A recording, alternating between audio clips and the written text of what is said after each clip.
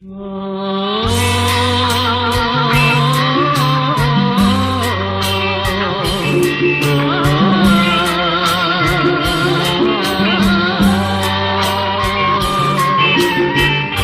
ងអើយព្រះអូនក្បែរភ្នំសំពើ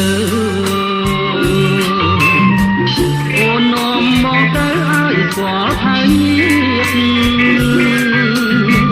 ទៅដល់ផ្ទះអូនទាំងយប់អាត្រៀតជួបជុំហើយញាតិទាំងប្រុសទាំងស្រី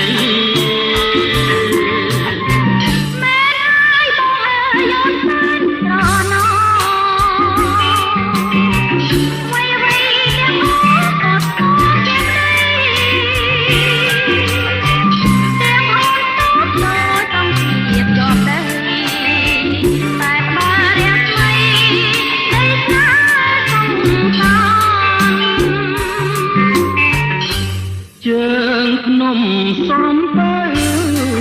អូននៅនឹងបងយំមកត្រៀតឆ្លងមកភ្នំកលយា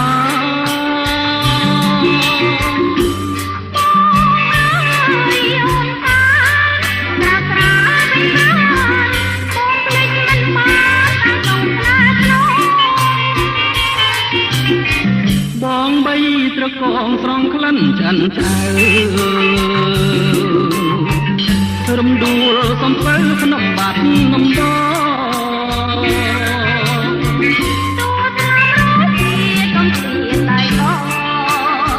រួមសុខទាំងសងរៀងរាល់ជាតិអើ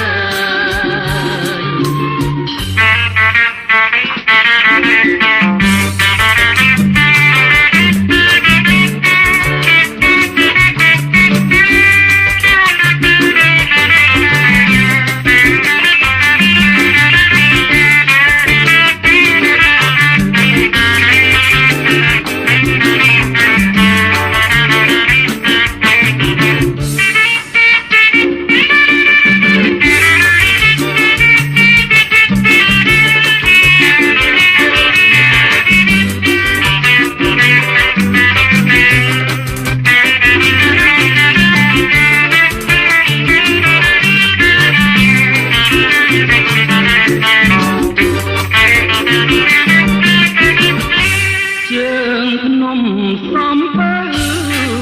អូននៅនឹងបងយំមកត្រៀតឆ្លងមកភ្នំកលយា